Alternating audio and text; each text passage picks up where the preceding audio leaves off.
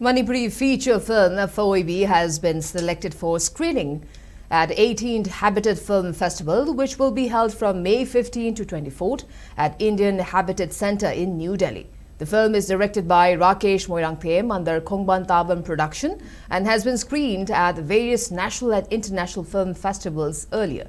The film depicts the feeling of devastation felt by farmers whose heap of paddy have been mercilessly burnt and destroyed right before harvest.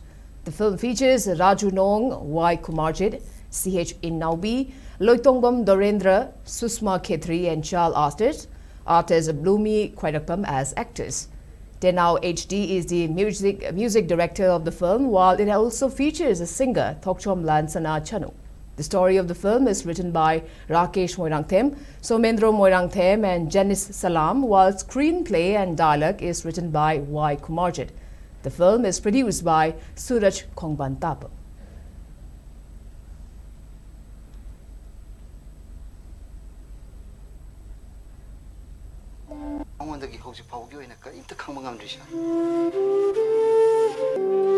Taureldo, Magi, Paulelo Pongi, Sangamama, Koi, Chinino, Ugirana Hangi.